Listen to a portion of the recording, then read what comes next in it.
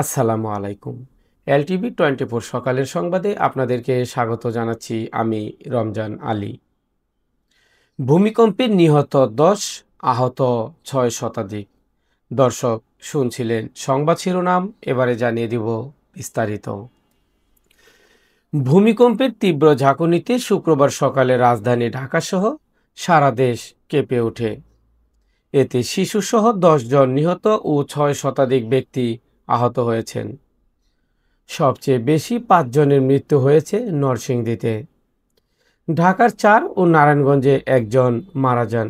ভূমিকম্পের সময় আতঙ্কে অনেকেই ভবন থেকে লাফিয়ে পড়েন।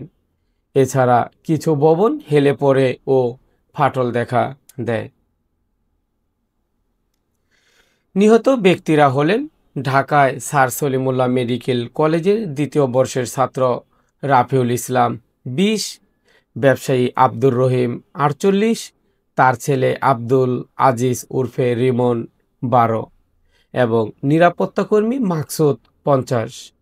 নারায়ণগঞ্জের রূপগঞ্জে নিহত হয় 10 মাস বয়সী ফাতেমা। নরসিংদীতে শিশু উমর ফারুক 10, তার বাবা দেলোয়ার হোসেন 40, ফুরকান মিয়া 35 এবং বৃদ্ধ কাজম আলী 75 ও নাসিরউদ্দিন 65। আবহাওয়া অধিদপ্তরের তথ্য অনুযায়ী শুক্রবার সকাল 10টা 38 মিনিটে দেশের বিভিন্ন স্থানে ভূমিকম্প অনুভূত হয়। রিখটার স্কেলে এর মাত্রা ছিল 5.7। পুলিশ ও ফায়ার সার্ভিস সূত্র জানায়, ভূমিকম্পের সময় পুরান ঢাকার কসাইটুলীতে একটি 5তলা ভবনের ছাদের রেলিং ধসে পড়ে 3 পথচারী রাফিউল ইসলাম, আব্দুর রহিম ও তার ছেলে আব্দুল আজিজ আহত হন। তাদের মিটফোর্ড হাসপাতালে নেওয়া হলে কর্তব্যরত চিকিৎসক তাদের মৃত ঘোষণা করেন। বংশালের কসাইটুলীর ওই ভবনে থাকেন সরকারি শহীদ সোহরাওয়ার্দী কলেজের শিক্ষার্থী মোহাম্মদ রাওনাক। তিনি বলেন, ভূমিকম্পের সময় পুরো ভবনটি দুলছিল। উপর থেকে কিছু পড়ার শব্দ শুনে তিনি নিচে গিয়ে দেখেন গলিতে শিশুসহ কয়েকজন পড়ে আছে। স্থানীয় লোকজন তাদের দ্রুত রিকশা ও ভ্যানে হাসপাতালে নিয়ে যান। সরেজমিনে দেখা যায় কসাইটুলীর 22 কেপি ঘোষ স্ট্রিট গলিতে রক্ত জমে আছে। 5তলা ভবনের ভেঙে পড়া রেলিং সরানোর কাজ করছে fire service. Fire service Dhaka সদর জোন 1-এর কমান্ডার এনামুল হক বলেন, ভবনের ভেতরে কেউ আটকে আছে কিনা তা খোঁজ করছেন। স্বজনেরা জানান, রাফিউল ইসলাম সলিমুল্লাহ মেডিকেল কলেজের 2য় বর্ষে পড়তেন। মা ও বোনের সঙ্গে কসাইটুলীতে ভাড়া বাসায় থাকতেন। বাবা ওসমান গনি ব্রাহ্মণবাড়িয়ার বাঞ্ছারামপুর পলিটেকনিক ইনস্টিটিউটের অধ্যক্ষ। গ্রামের বাড়ি বগুড়া সদরের গোহাইলে।